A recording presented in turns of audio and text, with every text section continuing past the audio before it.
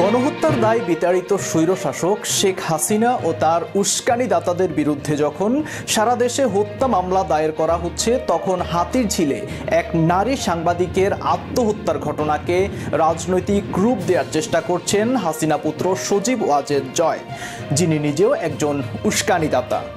ফেসবুকে বাংলাদেশ সময় সকাল 10টা 20 নিজের ভেরিফাইড পেজে দেয়া এক পোস্টে তিনি লেখেন, গাজী টিভির নিউজরুম এডিটর সারা গাজীকে মৃত অবস্থায় পাওয়া গেছে।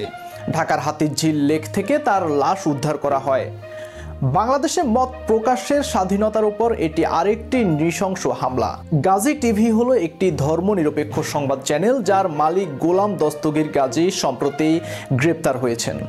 অথচ সদ্য এই মৃত্যুটির ব্যাপারে এখনো কোনো তদন্ত হয়নি, বরং মৃত্যুর ঘণ্টা খানেক আগে ফেসবুকের সাংবাদিক রাহনুমা সারার দেয়া তার নিজের এবং পরে তার স্বামীর দেয়া বক্তব্য থেকে এটা স্পষ্ট হয় যে এটা সম্পূর্ণ তাদের দাম্পত্য সম্পর্কে টানাপোড়েন থেকে সৃষ্ট হতাশা, এবং এ কারণেই তিনি আত্মহত্যা করেন।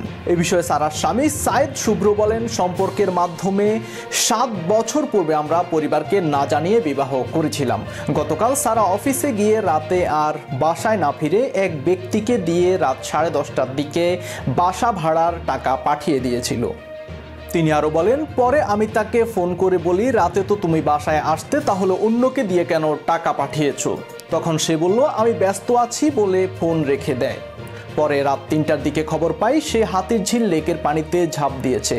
পরে ঢামেক এসে তাকে মৃত অবস্থায় দেখতে পাই।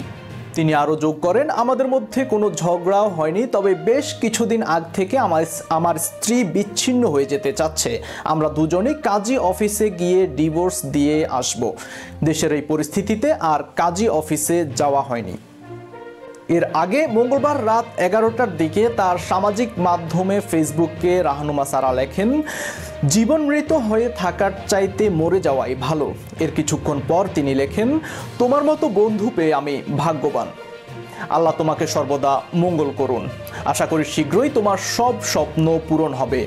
আমি জানি আমরা একসঙ্গে অনেক পরিকল্পনা করেছি, কিন্তু দুঃখিত আমাদের পরিকল্পনা পূরণ করতে পারছি না।